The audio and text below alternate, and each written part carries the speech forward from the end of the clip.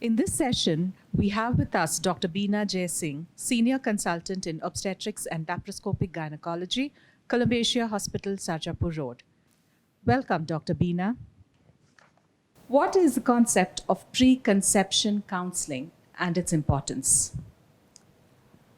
Preconception counseling, I would put it as a health talk with your obstetricians.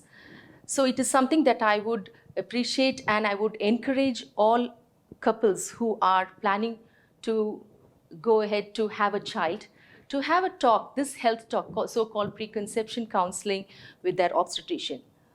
So the main aim of the preconception counseling or the health talk, the chat that we would like to have with you, is like a risk assessment of the patient to see if you have any risk factors that requires any medical intervention prior to pregnancy, planning for the pregnancy, or during the pregnancy, so as to minimize the risks and complication of that particular risk factor on the mother and the baby. So the main idea is to have a healthy mother and a healthy baby throughout the pregnancy and delivery. So what do we do once the couple is with us, with the obstetrician? So we we chat with the patient, finding out if she has gone through any long-term medical problems or for which she has been treated right from childhood, or she's currently through any medications for any medical problems, if she has undergone any previous surgeries, and in both the husband and wife, do they have any family history of any genetic or chromosomally abnormal or developmental abnormal children? And so all these help us to give us an idea about the risk assessment.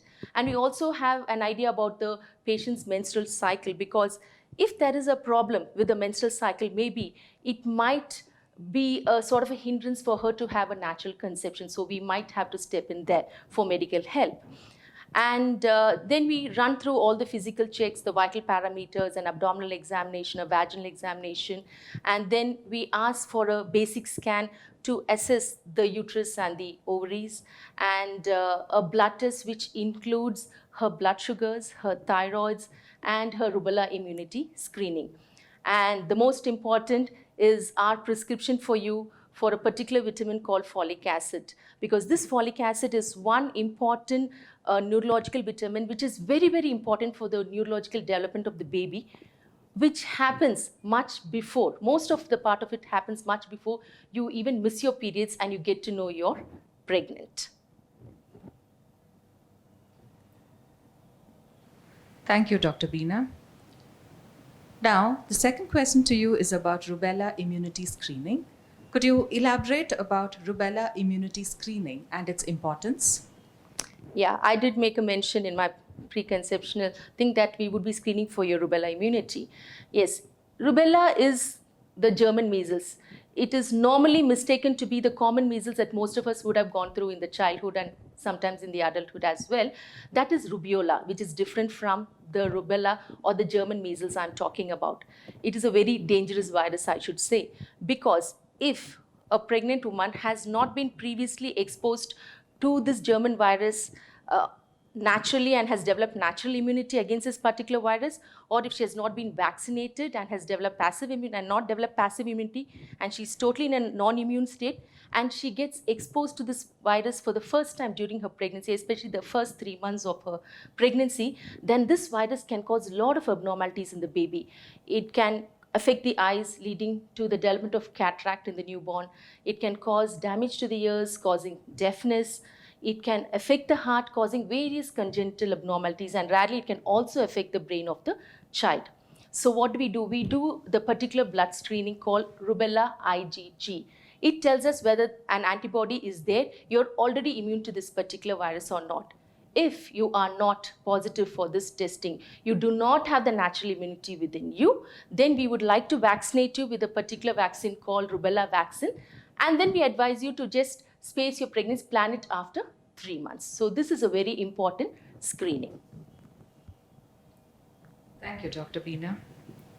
Moving on to the next questions, it will be about pregnancy and the associated ifs and whys.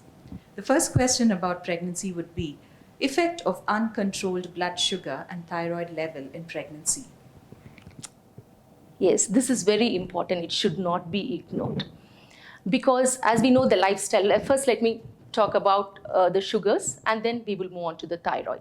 So sugars, we know now there are many youngsters who are screened to be positive to be in the pre-diabetic state or even sometimes surprisingly in the diabetic state. Gone are the ages when we said that our parents are old and therefore they are into diabetes, because we know the lifestyle pattern has completely changed. More of a sedentary lifestyle, more of carbs in the diet.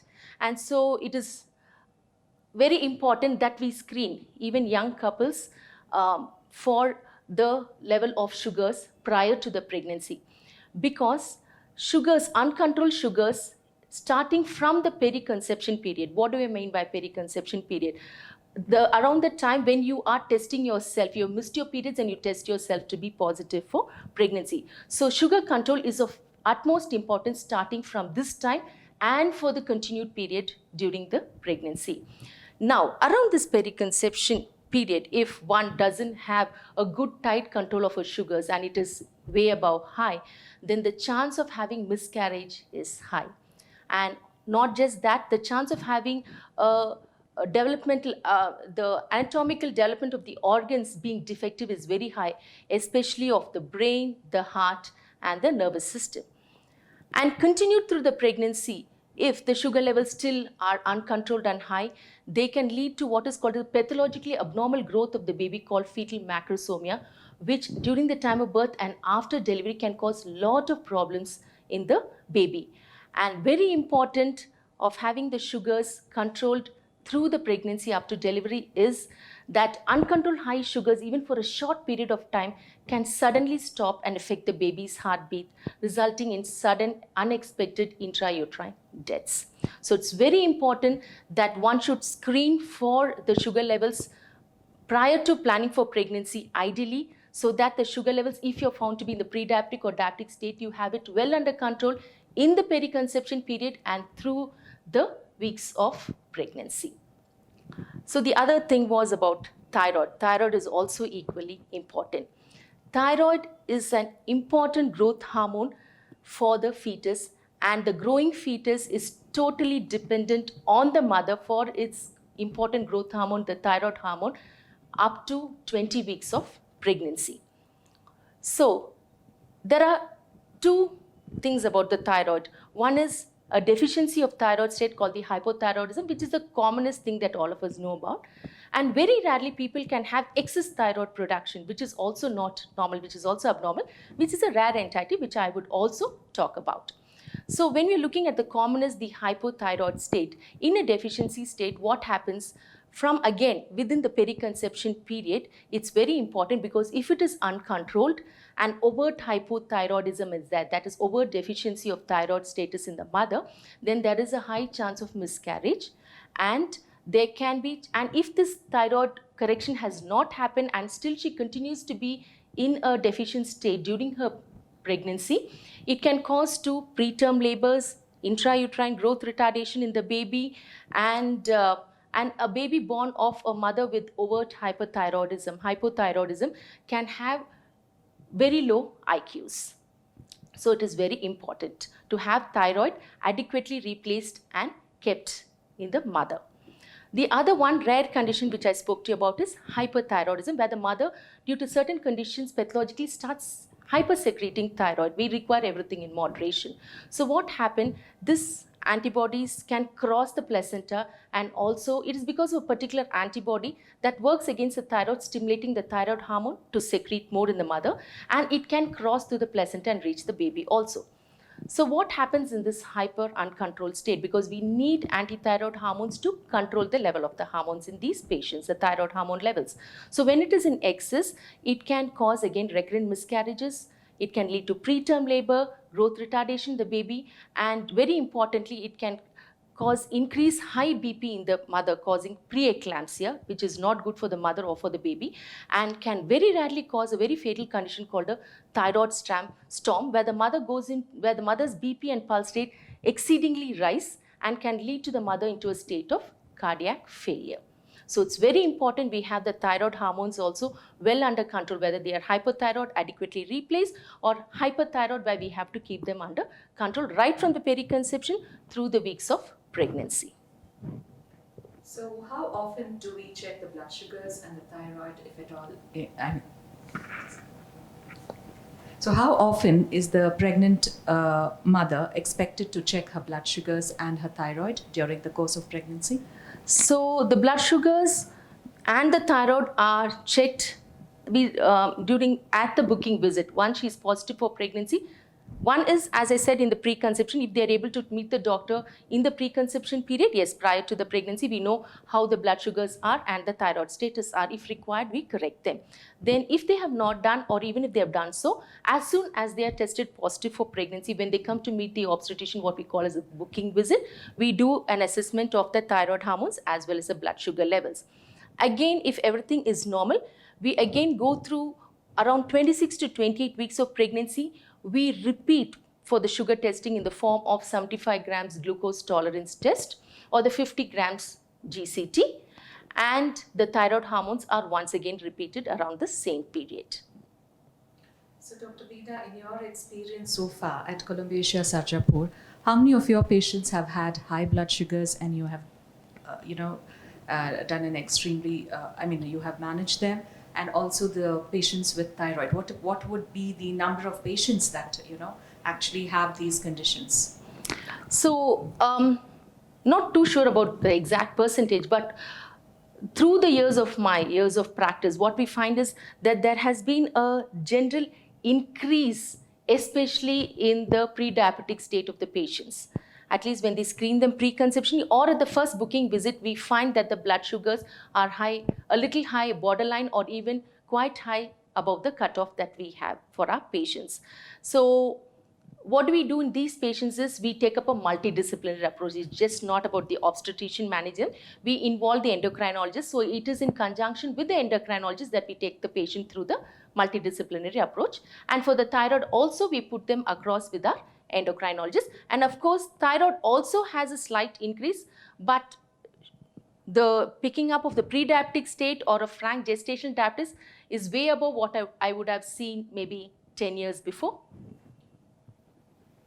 Now, in a person in the first trimester of pregnancy, does bleeding always translate into the miscarriage? Yeah. So bleeding during the first 3 months of pregnancy is a state of panic for the patient. But what one should understand at that point is only about 20% of the pregnant patients go through this, 80% are fine. In this 20%, only 50% of the patients, it can unfortunately be a sign of an ongoing process of miscarriage or a miscarriage that is about to kickstart. In 50% of the patient, though they experience vaginal bleeding, they continue to go through a healthy and a normal pregnancy. And when we do a scan, we do find in most of these patients where the pregnancy still continues to go the healthy way, we do pick up a bleeding inside the uterus called what we call as a subchorionic hemorrhage. And sometimes we do not find a reason at all, even on scans. So we term them as threatened miscarriage. In either of the cases, that is when the pregnancy is still going good and healthy in the background of a vaginal bleeding, we do give you hormonal supports to the pregnancy and stay calm. Nature can take care of itself. But it is very important that you immediately report to your doctor when you have an episode, unfortunately, of vaginal bleeding, because a small rare, about 1 to 3% of the patient, this can be a presentation of an ectopic or a tubal pregnancy, a pregnancy which is sitting outside the uterus. This is an unhealthy pregnancy and it can be life-threatening. So we need to intervene either with the medications, medical method or surgical method, depending upon the stability and the scan findings on the patient to terminate the pregnancy. So not all bleeding, vaginal bleedings in the first 3 months translate into a miscarriage. Nevertheless, you have to report to your obstetrician to know whether it's a healthy or an unhealthy pregnancy. What about measures to tackle nausea and vomiting in the first trimester of pregnancy? Well, this is a very good question because it's something that people need to put it in practice. So nausea and vomiting, as we know, is a very common symptom in almost all pregnant women. I would say lucky few who escape this. So this is Nothing but a natural physiological process. It is the body's physical response to the high levels of the pregnancy hormones that is circulating in the female body. So, though I said it's common, it can, you can be sure that it is most probably going to affect the current pregnancy for you, especially if you have had this occurring in your previous pregnancies, or when you were on your contraceptive pills, you experienced a lot of nausea and vomiting, or in the current pregnancy, you are going through with, you're carrying twins or triplets, multiple order pregnancies, or unfortunately, you're going through an unhealthy pregnancy called a molar pregnancy. Under these situations, you're bound to definitely face through this vomiting and nausea and vomiting. Now, as I said, it's a physiological process. Most of it, I should say 90 to 95%, it is mild to moderate. So we just need to give you certain tricks and tips to go through this phase with dietary adjustments. 5% of them can be very severe, wherein you go into a state of dehydration to require medical assistance. That 5% we label them as hyperemesis gravidarum. So those who are experiencing, the most of them who are going through this mild to moderate type of nausea and vomiting, I would say that it's very important that every 2 hours keep munching on something. It could just be one piece of an apple, one banana. Keep feeding your stomach every 2 to 3 hours. Do not let it go empty for more than 2 to 3 hours, because it kickstarts nausea and vomiting. Likewise, don't look into a plate that is filled with food. You just take a little of that, keep diverting yourself. Even sometimes the smell of food might be really very difficult. And you find that you have to understand that your taste becomes weird now. What you used to prefer prior to pregnancy is not something, it's totally distasteful now. So find out what is the weird taste that your palate likes now. And powdered ginger. Ginger is actually, works, it does the trick. It, sort of soothes your nausea and vomiting to a great extent. Maybe, so probably you can chew a little bit of powdered ginger. And, the smell of lemon or mint or orange are really very soothing. So maybe you can, have an air dispenser which would fill your room with the aroma of mint or orange or lemon, so it's much soothing for you. And concentrate more on protein and carb diet and less of fat. And I said about 3 to 5% of people who have excessive vomiting, who go into a state of dehydration called the hyperemesis gravidarum, we would like them to get admitted. We treat them with antiemetics, anti-vomiting agents, give them IV fluids to correct their and rehydrate them. And maybe in severe cases, we might even have to go through a course of steroids. Thank you, Dr. Beena. That was a real eye-opener. Now, having gone through all the 3 trimesters of pregnancy and having successfully delivered a baby, the next most popular question is postnatal exercise and why it is important. This is something that of late, I'm rather focusing on, because this is something that is totally neglected. Not to blame the mother, because, her hands are filled and she's totally lost. But this is very, very important, because the postpartum exercises are mainly tuned to strengthen your back muscles, your abdominal muscles, and your pelvic floor muscles. So what happens if you don't? The back muscles, if you do not tighten them back, because after delivery, all these muscles during time of delivery have loosened up totally to accommodate the growing uterus and to encourage your baby to come down through the birth passage. Now, after delivery, naturally it comes back, but I would say only to the extent of 20 to 30%. 60 to 70% is your work, rather 70 to 80% is your work to get them back into shape. So if you don't, back muscles, if you do not bring them back into shape, bring them back into tone, you end up with a chronic low back ache, and that becomes a nagging problem. If your abdominal wall muscles are not regaining their muscle tone, then you end up having chances of developing hernia later in life. And pelvic floor muscles are very important, because laxity of these muscles, loss of muscle tone of these muscles, can lead to a very nagging problem that can affect your day-to-day quality of life. I'm sure many of you would have faced, especially if you've gone through first childbirth and you've not done your postpartum exercise, that you feel that it's a little difficult to control the urine. when you cough, sneeze, or you're doing heavy workouts, you find urine leaking out. So that is what we call as a stress incontinence.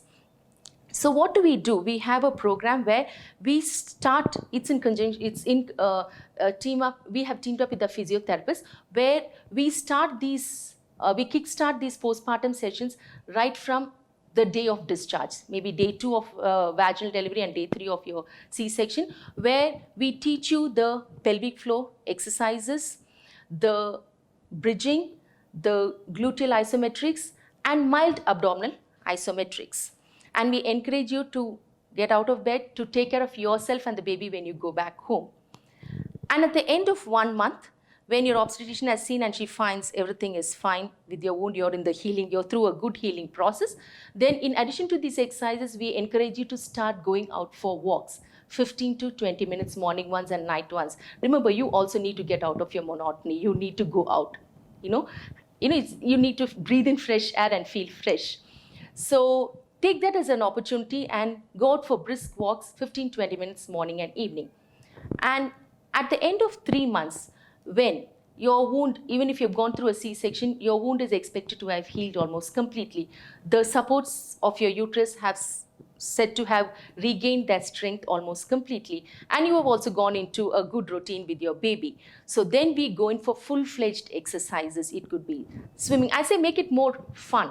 It's not just about running on the treadmill looking against a black wall. That's very difficult for anybody. So you can go for swimming, cycling, yoga, dancing, aerobics, mix match, 3 days of this, 3 days. So at least 5 days in a week, at least half an hour to 40 minutes, you work it out. Thank you, Dr. Beena. Now, moving on to the next most popular question. This is regarding fibroid uterus. So what is fibroid uterus and what is the treatment for the fibroid uterus? Yes. So the fibroid uterus is nothing but a benign or a non-cancerous growth from the uterus. It is non-cancerous. And it is not that once you're detected on scan that you have a fibroid uterus, that every fibroid uterus has to be intervened and treated. No, it is not so.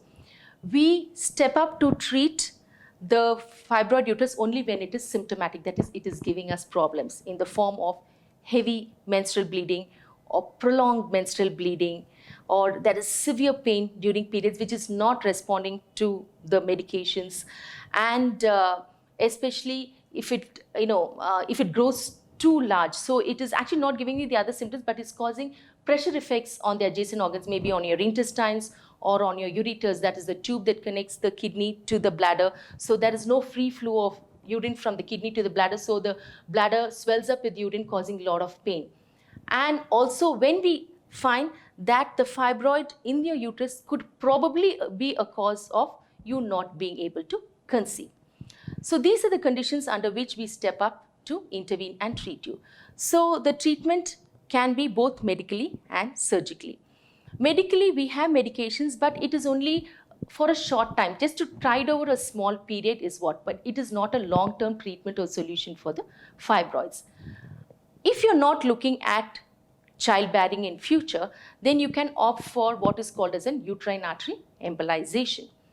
But if you're looking at retaining the uterus for future childbearing, then removal of the fibroid, a process called myomectomy, is what is the treatment of choice.